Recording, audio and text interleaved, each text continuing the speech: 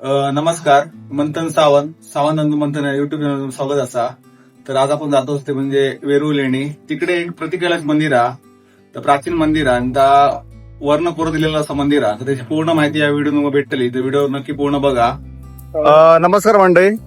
तर आम्ही आता लिहिलो असं वेरूळ लेणींकडे. तिकडे महादेवाचं पण मंदिर असा, तर आपण काय व्हिडिओ बघू भेटला. मी पण पहिल्यांदा गेलो असं.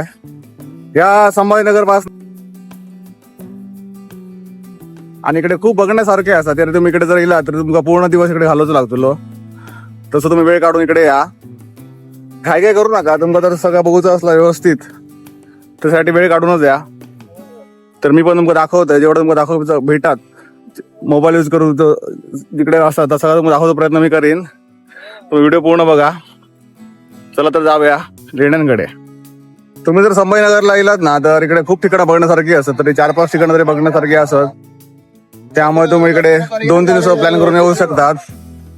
आणि सगळी ठिकाणं एकदम जवळ जवळ असत, असं आहे ना की लांब लांब असत. त्यामुळे व्यवस्थित सगळं फिरू शकतात. तरी तुम्ही हो प्लॅन करू शकता संभाजीनगरचो. खूप काही बघण्यासारखे असा. या सर्व माझ्या व्हिडिओच्या माध्यमातून बघू भेटला, तर व्हिडिओ नक्की पूर्ण बघत राहा.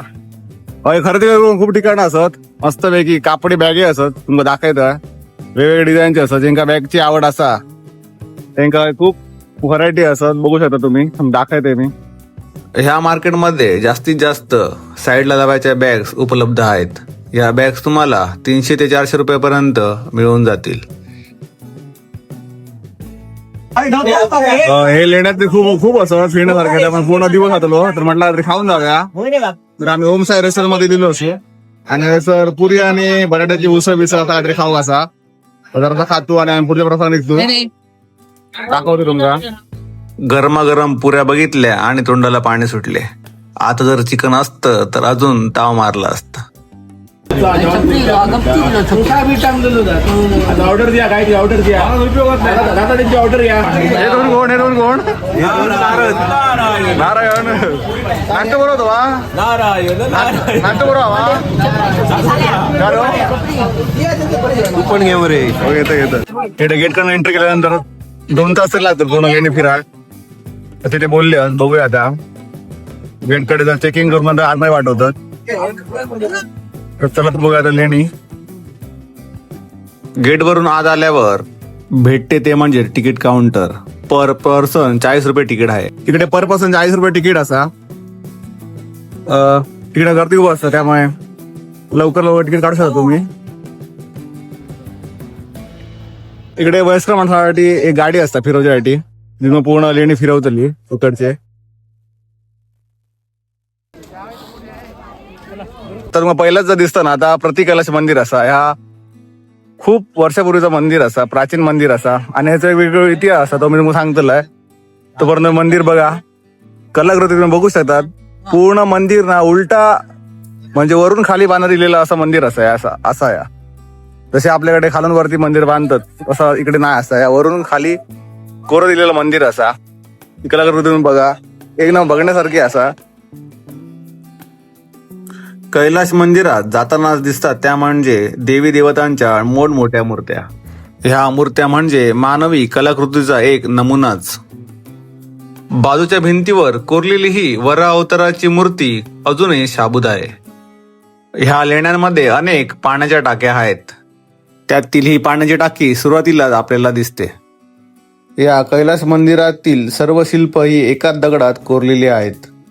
कैलास मंदिरात प्रवेश केल्यानंतर दोन्ही साईडला दिसतात ते म्हणजे पहारेकरांसाठी ठेवलेल्या जागा. दोन्ही साईडला भल्या मोठ्या खोल्या दगडात कोरलेल्या आहेत. मंदिरात प्रवेश केल्यानंतर पहिले दिसते ते शिल्प म्हणजे गजांत लक्ष्मी. हे मुख्य दरवाजावरचे वैभवशाली असे प्रतीक दिसते. कैलास मंदिर पूर्ण होण्यास सुमारे 150 वर्ष लागली. मंदिर उभारण्यास सुमारे 7000 कारागिरांचा यात समावेश होता. मंदिराचा इतिहास आपण आता जाणून घेऊया. एवढा भव्य मंदिर असा ना, तुम्ही विचार करू शकणार नाही. खूप म्हणजे खूप उंच बिल्डिंग असत, ते पण दगडात कोरलेले आणि ते पण उलटे कोरलेले असत. तुम्ही खरंच नक्की इकडे भेट द्या. जबरदस्त कोरीव काम केलेलं असा. पूर्ण रामायण महाभारत तसाच दशावतारचे पूर्ण रूप ह्या कोरलेले असत. भारतीय शिल्पकलेचा अप्रतिम देखावा म्हणून या स्थळांचा जगात वरचा क्रमांक आहे. भले मोठे 2 हत्ती तुम्हाला येथे पाहायला मिळतील. इसवी सन 700 ते 900 शतकापूर्वी राष्ट्रकूट वंशाच्या राजधानीचे हे स्थळ होते. कैलाश पर्वतासोबत ह्या मंदिराची तुलना केलेली आहे. हे मंदिर 8व्या कृष्णकूट यांनी बनवून घेतले होते. मंदिराच्या सभोवताली 2 मोठे असे स्तंभ आहेत. हे भले मोठे मंदिर एकाच दगडात कोरले गेले आहे. बेसाल्ट ह्या दगडापासून ह्या मंदिराची निर्मिती केली गेली आहे. संशोधकांच्या मते हे मंदिर वरून खाली कोरण्यात आले आहे. पहिला मंदिराचा कळस आणि नंतर पूर्ण मंदिर असे या मंदिराचे बांधकाम करण्यात आले आहे. कैलास मंदिरातील संपूर्ण शिल्प ही बेसाल्ट रॉक या कडक दगडापासून तयार केली गेली आहेत. कैलास मंदिराचे संपूर्ण बांधकाम हे वास्तुशास्त्रानुसार केले गेले आहे. कृष्ण प्रथमच्या काळात मंदिराची निर्मिती करण्यास सुरुवात झाली होती. नुसत्या कैलास मंदिराचे बांधकाम इसवी सन 757 ते 783 काळात पूर्ण झाले. कैलास मंदिर हे नंदी मंडप, सभामंडप आणि गर्भगृह या 3 टप्प्यात बनवले गेले आहे. पूर्ण बर्फात कैलास मंदिर दिसावे म्हणून पहिले मंदिरात प्लॅस्टर केले गेले होते. काळाच्या ओघात ते प्लॅस्टर निघून गेले. ते प्लॅस्टर थोड्या प्रमाणात मंदिरात दिसून येते. आत गेल्यानंतर भले मोठे हे मंदिर मन स्तब्ध करून टाकते. गर्भगृहात महादेवाचे शिवलिंग स्थापन केले गेले आहे. ह्या मंदिरात महादेवाची व देवी पार्वतीची शिल्प दिसून येतात. मंदिरात कोरलेले हे नक्षीकाम अत्यंत रेखीव आणि देखणे आहे. आताच्या आपल्या आधुनिक काळात असे मंदिर बनवणे अशक्य आहे. पुरातन काळात दगडावर कोरण्यासाठी काय करायचे, कुठची उपकरणं वापरायचे हे सगळं एक गुपितच आहे. भारतीय स्थापत्यकलेचा हा भाग खूप काही शिकवून जातो. कैलास मंदिर पूर्ण फिरण्यास कमीत कमी 1 दिवस तरी लागतोच. हे मंदिर अनुभवायला तुम्ही ह्या मंदिराला नक्की भेट द्या. आजूबाजूच्या मोठमोठ्या इमारती मंदिराची शोभा वाढवतात. मंदिराच्या आजूबाजूला एकूण 34 लेण्या आहेत. आपल्या 20 रुपया नोटवर जी प्रतिकृती असा, जो फोटो असा तो इकडचा असा, तो मी दाखवतोय. तो इकडचा एक स्तंभ असा.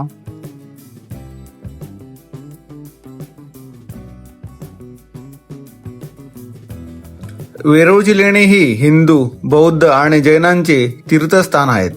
पावसाळ्यात येथे मोठा धबधबा वाहत असतो. तुम्ही पावसाळ्यात ह्या मंदिराला भेट देऊ शकतात. आता आपण थोडक्यात बौद्ध लेणी बघूयात. गौतम बुद्ध हे शांततेचे प्रतीक आहेत. भारतात बुद्ध धर्माच्या शेवटच्या काळातील हे पूजास्थान होते. हे हिंदू देवता विश्वकर्माच्या वास्तुकलेच्या अनुसार बनवलेले आहे. या लेणीची सजावट छान आहे. याचे छत एक आश्चर्यच आहे. छतात लाकडी सर्प दर्शविलेले आहेत. हे सर्प अशा रीतीने दर्शवलेले आहेत की ते छताच्या दगडांना सहारा देत आहेत असे दिसते. गौतम बुद्धांची एक मोठी आकृती एका विशाल स्तूपाच्या समोर बसलेल्या स्थितीत दृष्टीस पडते. गौतम बुद्धांनी आपल्या अनुयायांना देवासारखी आपली पूजा करण्याची मनाई जरी केली होती तरी बुद्धांसोबत असलेल्या जागा व वस्तूंना मानाचा मुजरा करण्यास अनुयायांना रोखू शकल्या नाहीत. गौतम बुद्धांनी आपल्या पाठीमागे आपला वारसा ठेवला नाही आणि ही पोकळी भरून काढणे अत्यंत कठीण होते. गौतम बुद्धांची स्मृतचिन्हे, नखे, केस, अस्थि जसे पवित्र मानले गेले तसेच त्यांच्या नित्यवापरातील वस्तू जसे त्यांच्या भिक्षुकी कटोरा, त्यांच्या अंगावरील झगा आदी पवित्र मानले गेले. ह्या भल्या मोठ्या सभामंडपात अत्यंत थंड असे वाटते. भारताबाहेरील संशोधक इकडे संशोधन करण्यासाठी ह्या लेण्यांना भेट देतात. ही बुद्धकालीन कोरीव लेणी आहेत ज्यात बुद्ध भिक्षुक राहत होते. 34 लेणी फिरण्यासाठी तुम्हाला कमीत कमी 1 दिवस तरी लागतोच. या बौद्ध लेण्यांमध्ये आवाज कसा घुमतो ते तुम्ही आता ऐकाच.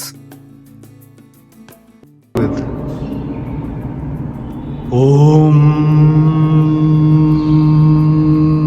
नमः शिवाय.